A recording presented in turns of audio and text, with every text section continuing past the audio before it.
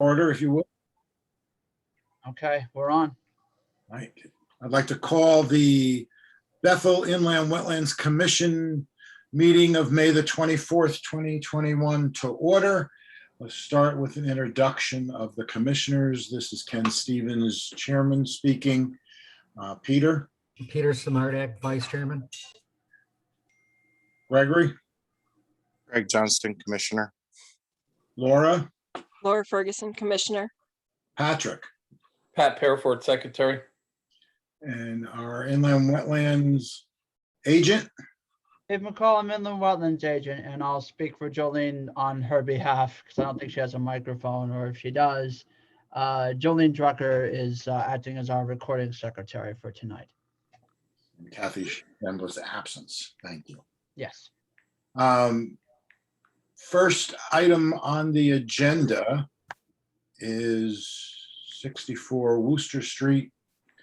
Construct a new 7-unit multifamily building as part of a 12-unit multifamily housing project with driveway and parking areas, stormwater management system and associated site improvements within regulated upland review area.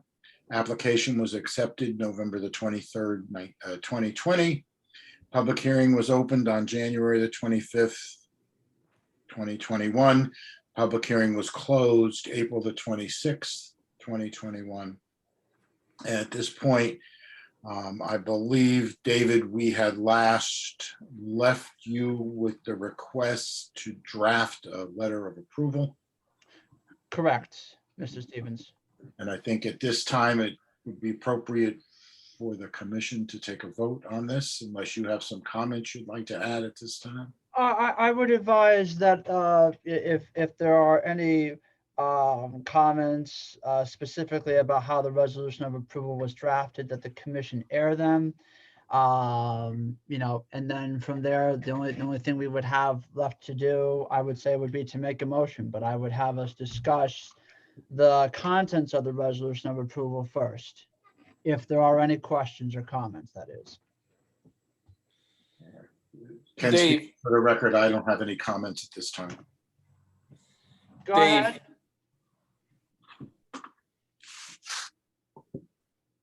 I'm sorry, I keep walking on somebody. No, go ahead, Pat. All right, All go ahead, yours. Patrick. All right, Dave, number 9 on the approval, a maintenance plan shall be submitted. That I just want to make sure that's clear, that that's for forever, so to speak. That's not just for construction. That's, if I'm wording that correctly. Sure. I can reword the language in the maintenance plan to. Oh, I'm not asking you to reword it unless it.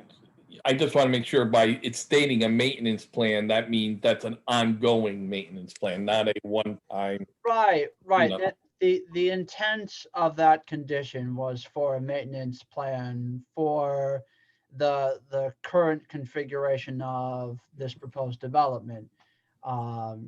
Should it be changed in any way, that the commission may have to perhaps revisit the maintenance plan or what its intent is.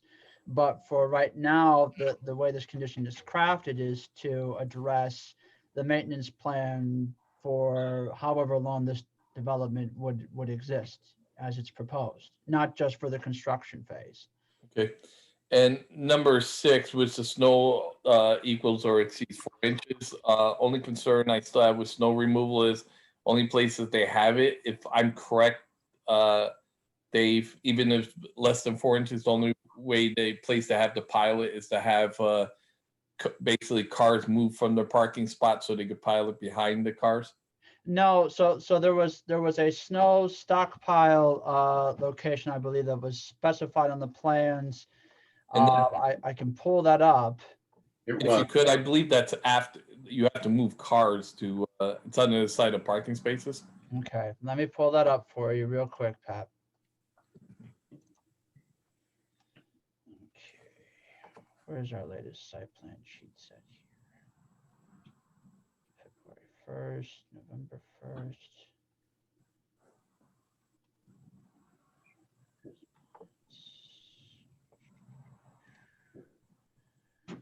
Excuse me, guys, while I pull those up for you. There we go.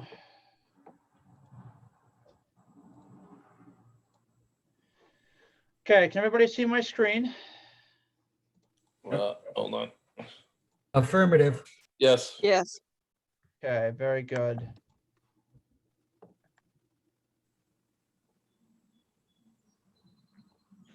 right, so that shows the existing conditions. There's your 3-bedroom units.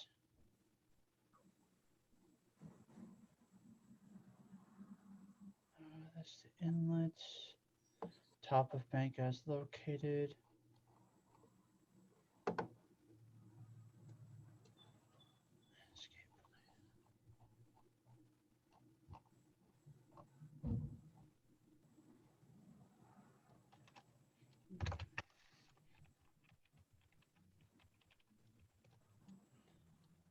Three soil stockpile.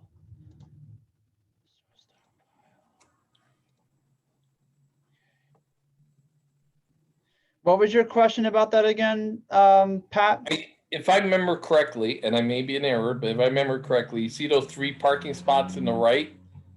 There's stockpiles on the other side of those parking spots. I'm assuming those are parking spots. I believe those are. These are 3 parking spaces, or at least And the that's snow stockpile areas on the other side of them.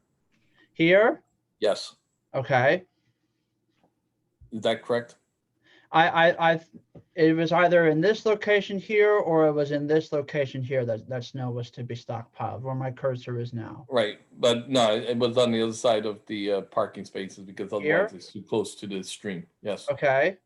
Okay. So how is that? What is your question with that with relation to how the 6th condition is written? No, it just, the 6th condition I'm fine with. It's just my understand. I want to make sure I understood that every time it snows, they're expecting cars to move to be able to stockpile snow or to plow. I believe that was a point that was made Yes. during that part of the hearing. Yes. Okay. And there's been no, I had asked for prudent and feasible alternatives. None's been submitted. As we discussed during our previous special meeting on this, Pat, the only instance where a prudent and all feasible alternative is required to be presented to the commission is when the application or the contents thereof show a direct adverse impact to a wetland or a water course. In this case, there are none shown with these plans. And I can refer to the language in our appendix if you're so inclined, but it more or less says the exact same thing. No. I'm fine with that. I think, again, I'm not too comfortable with the calculations. Was there anything, and I did not see it in the approval that was written about that pipe coming out to daylight instead of being included in the detention?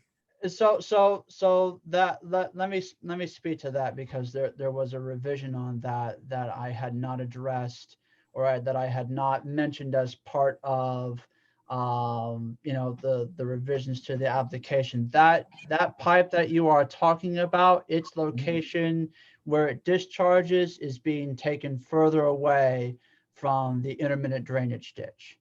Okay. All right. And I appreciate the work you did on the approval. You're welcome.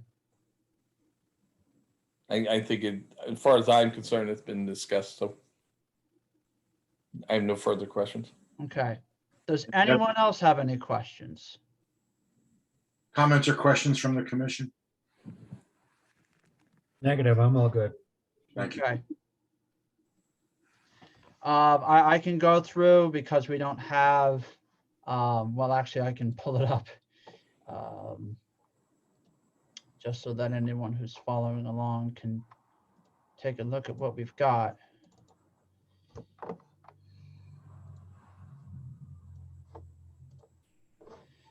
Okay, so this is the draft resolution of approval for 64 Worcester Street. The language is more or less the same for the first 3 pages. It's the bottom of the third, or actually, no, excuse me. It's the first 2 pages that are more or less the same. It's the third and fourth pages that we go into our conditions. This first page here describes the contents of the application, including the documents that we received, the site plan sheets that we reviewed, and then it more or less iterates, the actions that this commission took and the dates when those occurred.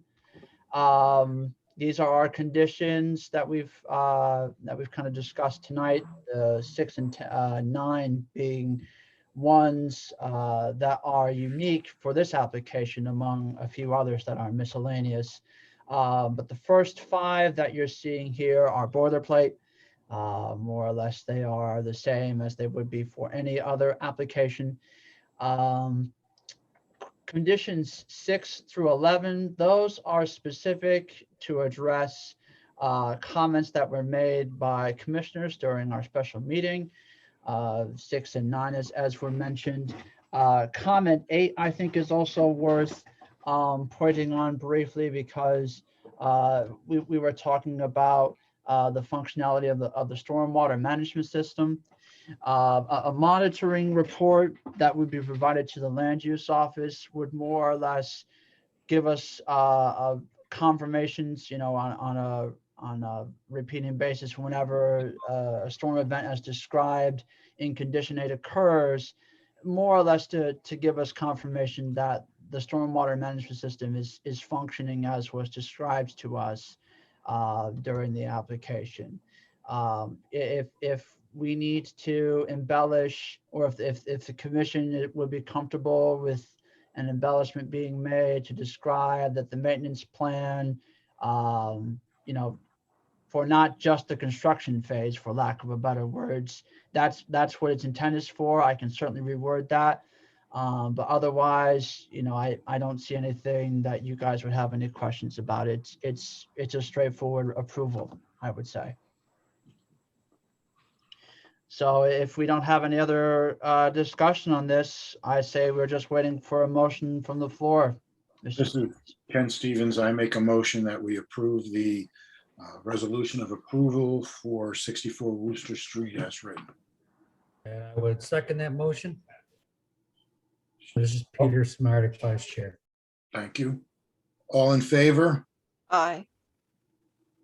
I would suggest that the commissioners state their name and whether they are voting in favor or not in favor.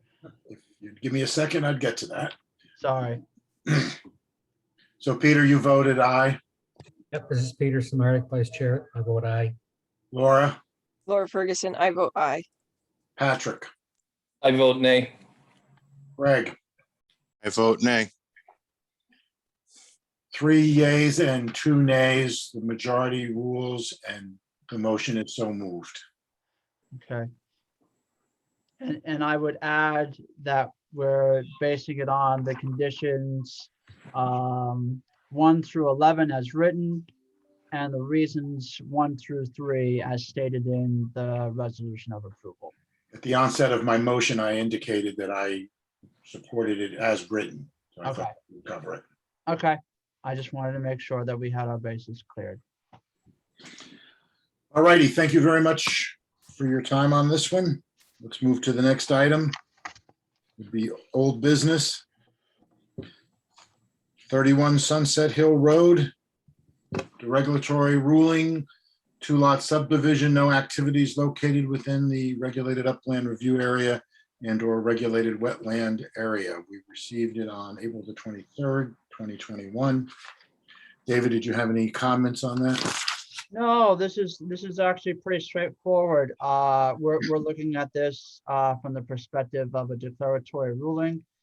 It's a subdivision where you're having 3 lots be created. The original lot, so to speak, from which 2 parcels that whose intent would be to develop them for residential purposes, and then the larger or the lion's share of what would be subdivided would be remains or its intent, I believe, is to be remained as open space. On the parcels that are being subdivided to be residentially developed, they're not indicating on the subdivision plans that development would be proposed in a regulated area. So that would be a wetlands or upland review area. So I have a draft declaratory ruling for the commission's consideration tonight that more or less states to that effect that the commission determined that the subdivision doesn't comprise of any activities within a regulated upland review area, based on the materials that were given to us that we accepted at our last meeting. Any questions? None from me, Ken Stevens. None for me, Peter Samardak. No. Pat Periford, none.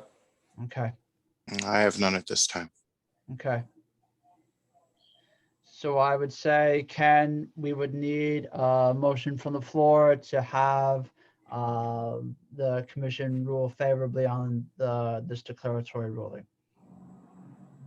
I would like to make a motion that we approve the declaratory ruling on Sunset Hill Road, number 31 for the 2 lot subdivision.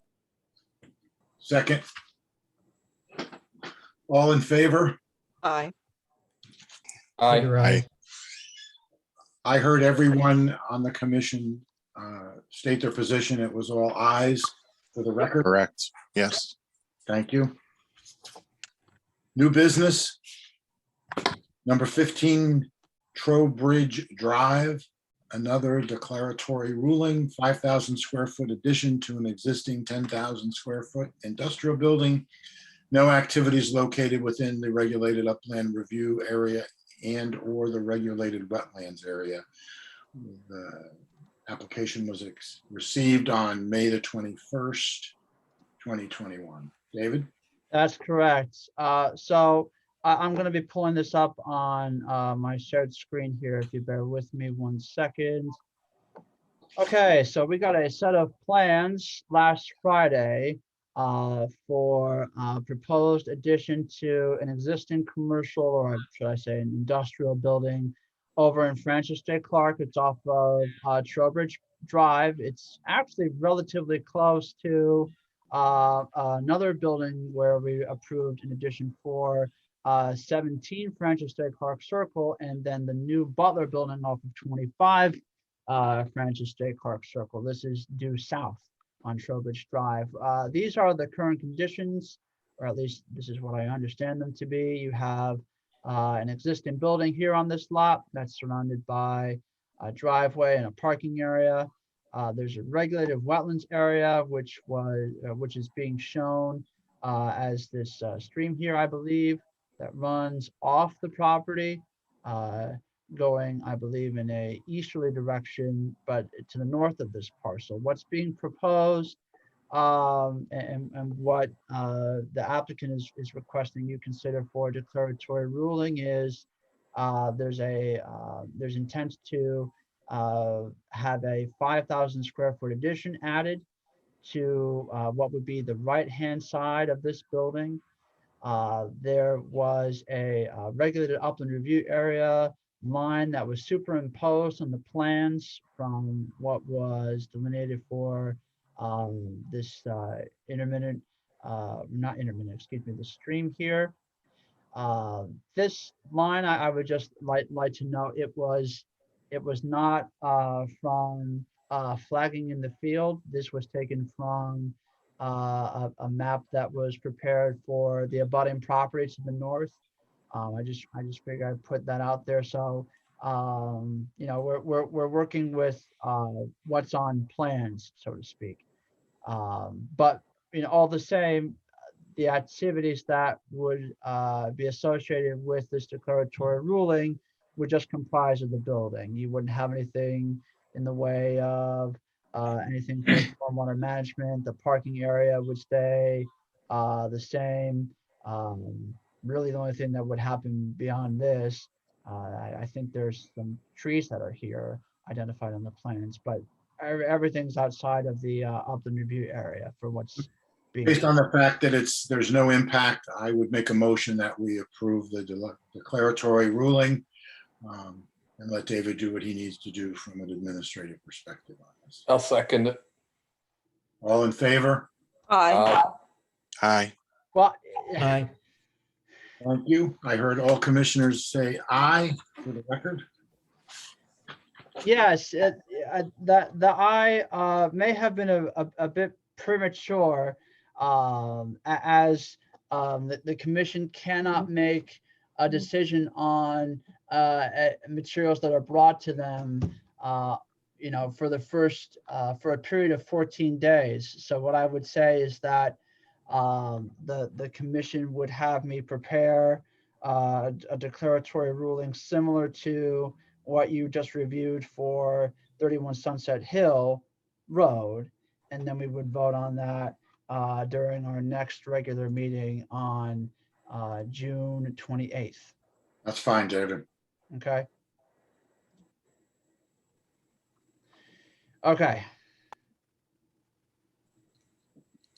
There's nothing else that I would have to add on for this application tonight. Okay, so the next item is commission business items. And the only thing currently under that are the minutes from our special meeting of May the 10th. And in line with what's in that, I would ask for a correction to that.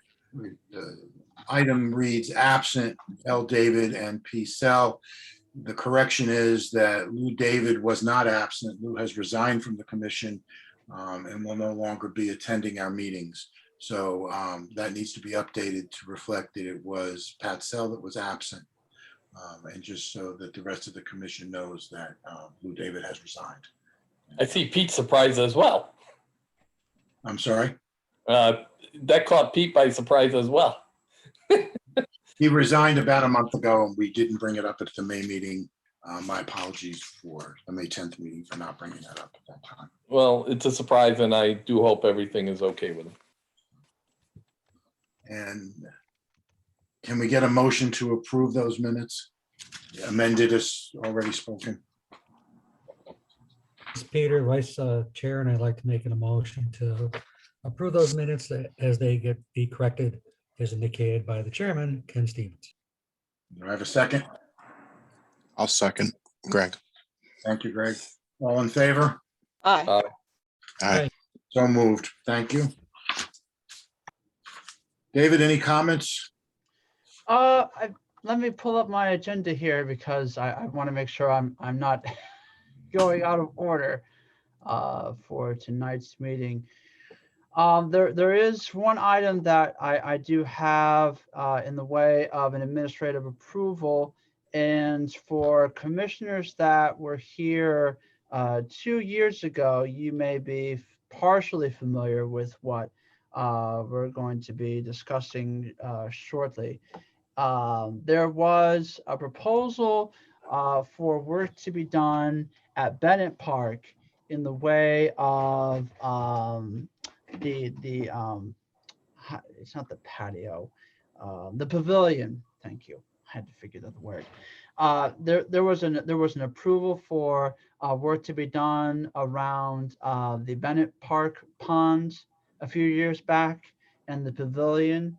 Now the other half to improvements to McCower Park and Bennett Park as a whole is coming before the land use office. The activities in their nature, because there is no direct impact to wetlands proposed, and because this is already occurring in an area where it's been established as a park, it wouldn't result in a bona fide application before the commission per se. But I thought just because we had keyed you in on this process for what we did with Bennett Park, that I do the same for McCower. So tonight we have from the Northwest Conservation District joining us tonight, Cynthia Rabinowitz. She's a soil scientist that has worked with us previously for other applications as a consultant for you guys. So I can speak more to this, but I think Cynthia would be more eloquent than I in doing so. With that being said, I'll pull up the screen and, you know, unless Cynthia, if you'd like me to do the presentation, I'd be more than happy to.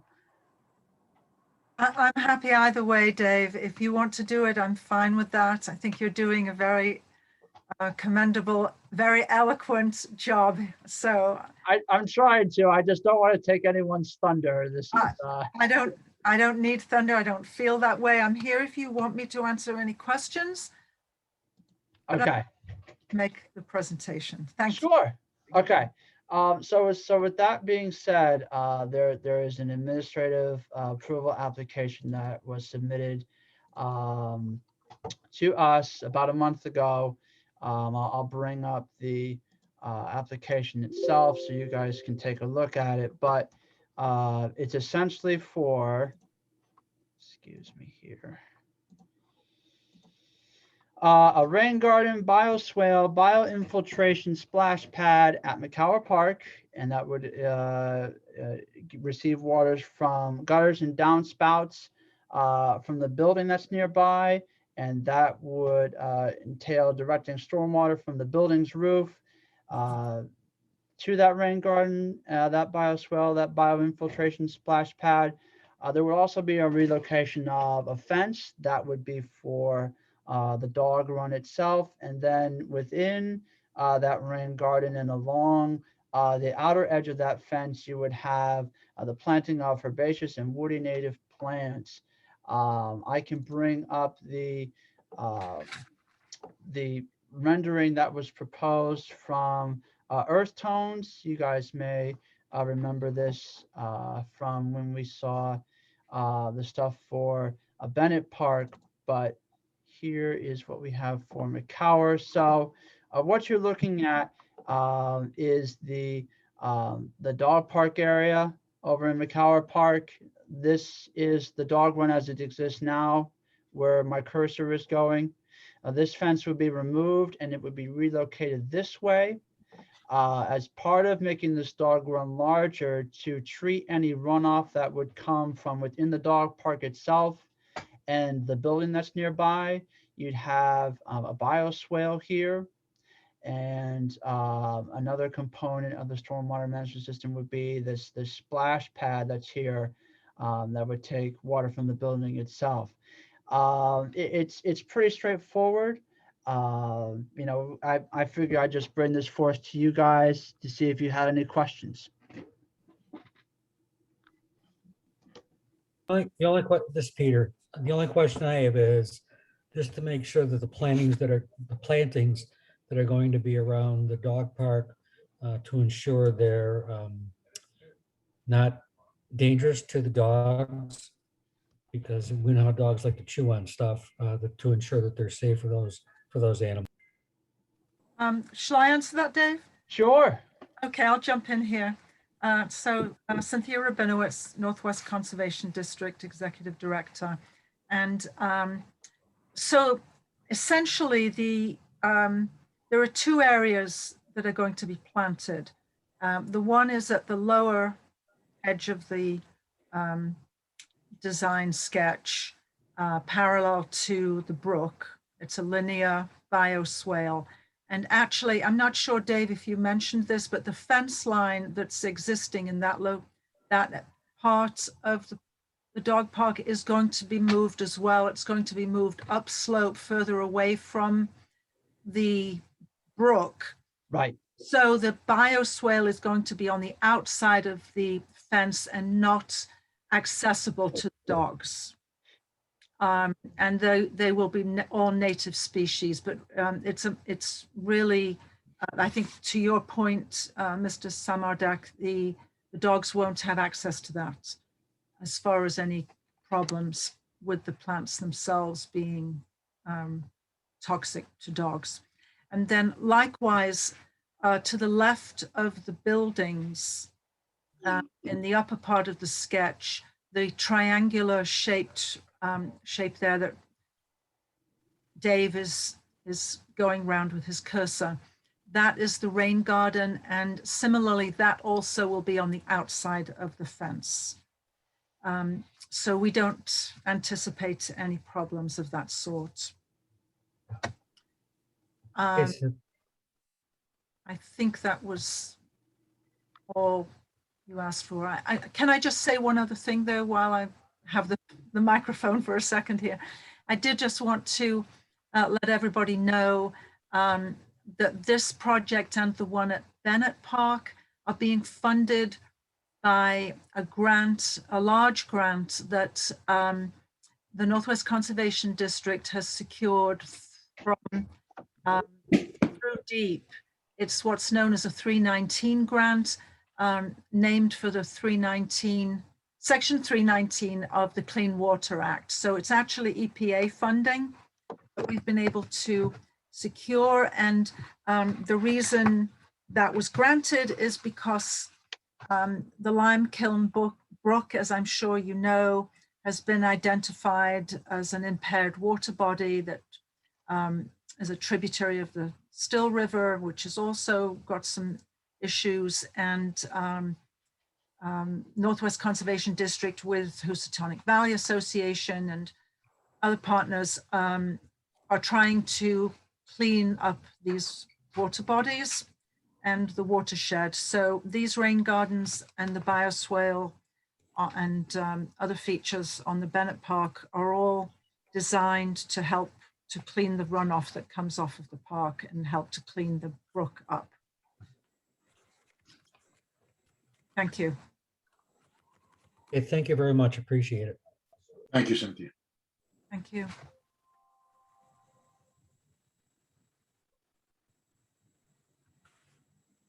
Anyone else have any questions? Okay. So I intend to give my endorsements for this and then have this forwarded and processed as would be standard for an agent approval application. And I'll follow up with you on how that would proceed from here, Cynthia. Thank you very much. Okay. Thank Thank you for you. your time, Cynthia. My pleasure. I'm looking forward to getting this project implemented this fall. That's our time frame, and hopefully nothing will come in the way of it like last year's issues. Yeah. All being well. Let everybody be well. All right. Yes. So I will mute myself and say goodnight to everyone. Thank Okay. you very much for stopping. Thank you, Cynthia. Yeah. Okay, I don't have any other items for my administrative comments tonight. So with that being said, I believe Pat had some items that he wanted to discuss. Yeah, just a couple of quick things. At some point, I who knows when, I'm assuming we'll be back at the town hall, in-person meetings.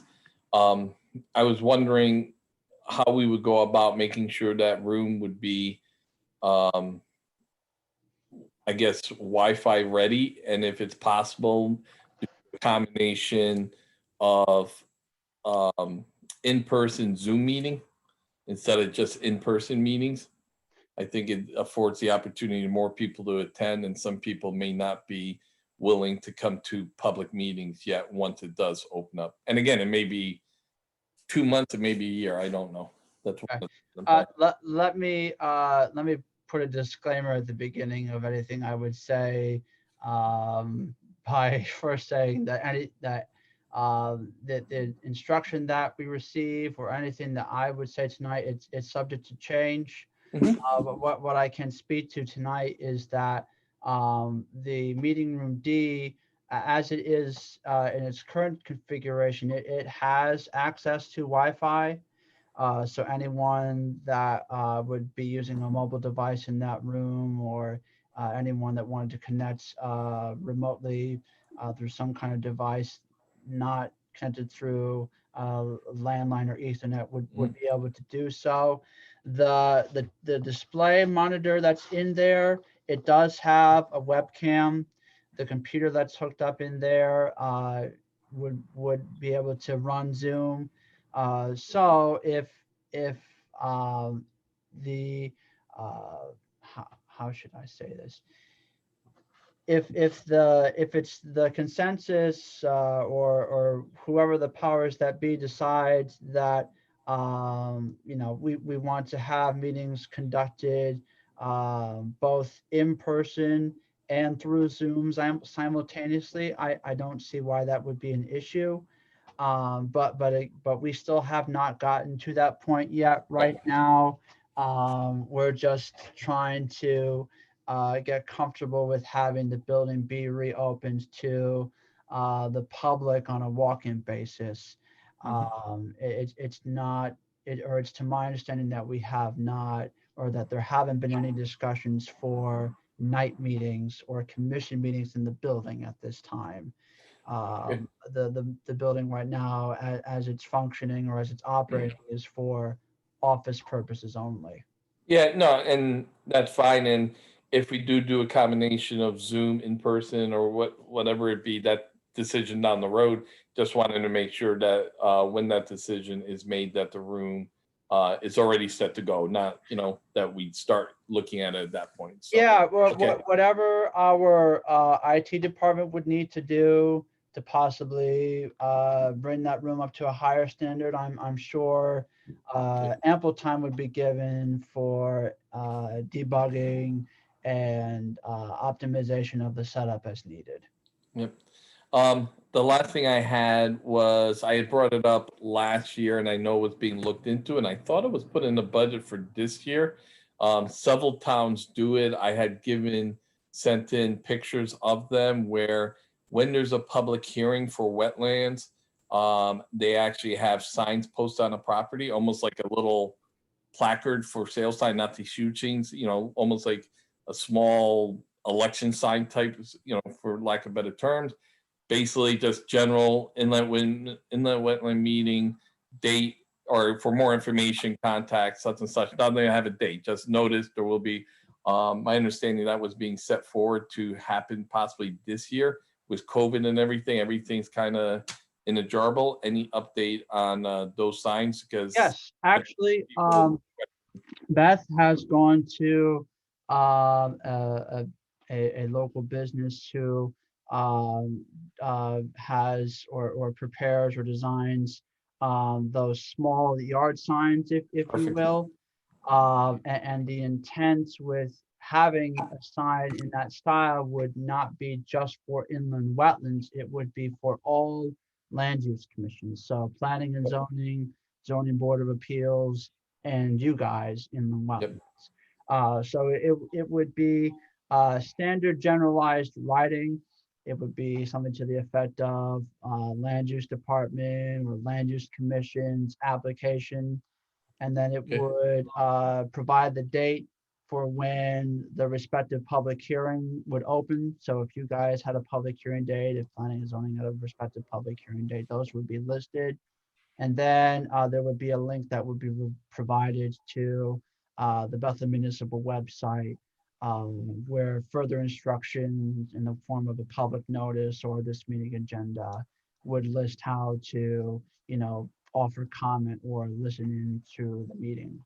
Great. If we have not gone back to in-person meetings at that point. Right. Yeah, I think that's great. That'll help cut down on the people that don't know about a meeting or come to a public hearing saying they just found out about it. So public communication is always good. So thank you for the update. You're welcome. And on a side note to that, I would say it's interesting.